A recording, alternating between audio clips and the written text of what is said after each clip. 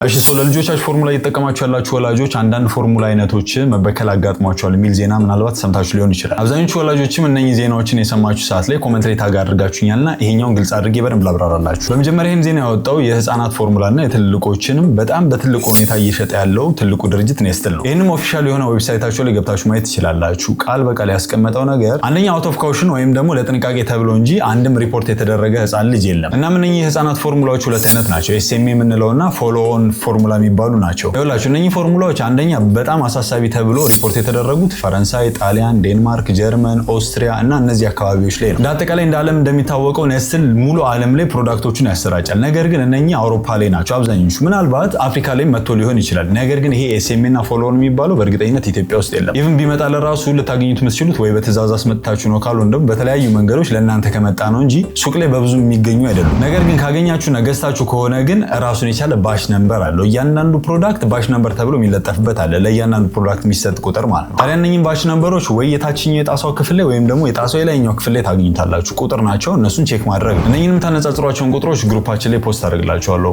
ሊንኩን ኮሜንት ላይ አስቀምጥላችኋለሁ። እናም ይሄ ዋና አሳሳቢ የተባለው ሴሩላይድ የሚባል ቶክሲን አለ። ማለትም በባሲለስ ሴረስ የሚባል ባክቴሪያ የሚመነጭ መርዛማ የሆነ ንጥረ ነገር ነው። ይህም ንጥረ ነገር ከሚያቀርብላቸው አካል ላይ በተወሰነ መልኩ ሲገባ ጥናት ሲያደርጉ ወይም ደግሞ ቼክ በሚያደርጉበት ሰዓት ላይ እነኚህ መርዛማ የሆኑ ቶክሲኖችን ስላገኙ ነው። እነኚህም መርዛማ የሆኑ ንጥረ ነገሮች ለህፃናት በሚሰጡበት ሰዓት ላይ ሆዳቸው ላይ እንደ ፉድ ፖይዝን ወይም ደግሞ የምግብ መመረዝ አይነት ምልክት ያሳያሉ። ማለትም ማስመለስ፣ ማስቀመጥና የመሳሰሉትን አይነት ምልክቶች ያሳያል። ስለዚህ እዚህ ጋር መረዳት ያለባችሁ ነገር ሁሉም ፎርሙላዎች አይደለም እንደዚህ እየተባለ ያለው ሁለቱ ፕሮዳክቶች ብቻ ናቸው። ከዚህ ተጨማሪ ደግሞ እነኚህን ስፔሲፊክ የሆኑ ሲምፕተሞች ወይም ደግሞ የምግብ መመረዝ ያሳዩ ልጆች ኖሮ አይደለም። ስለዚህ ለጥንቃቄ እነኛ ፕሮዳክቶች እየተሰበሰቡ ነው ያሉት። ምናልባት ያገኛችሁ ከሆነ ማስመለስና ሪፈንድ ማድረግ ትችላላችሁ። ኢትዮጵያ ውስጥ ካልሆናችሁ ወይም ደግሞ ውጭ ላይ እየኖራችሁ ያላችሁ የኔ ቤተሰቦች ፈረንሳይ፣ ጣሊያን፣ ጀርመን፣ ዴንማርክ፣ ኦስትሪያ እና የመሳሰሉ አውሮፓ አካባቢ ላይ ያላችሁ ካላችሁ እነኚህን ፕሮዳክቶች ገዝታችሁ ከሆነ ባሽ ነምበራቸውን ቼክ አድርጋችሁ ሪፈንድ ማስደረግ ትችላላችሁ ብሏችኋል። ተጨማሪ ጥያቄ ካላችሁ እንደተለመደው ኮሜንት ላይ መጻፍ ትችላላችሁ። ቤተሰብ ያልሆናችሁ ደግሞ ፎሎ ማድረጋችሁ እንዳትረሱ።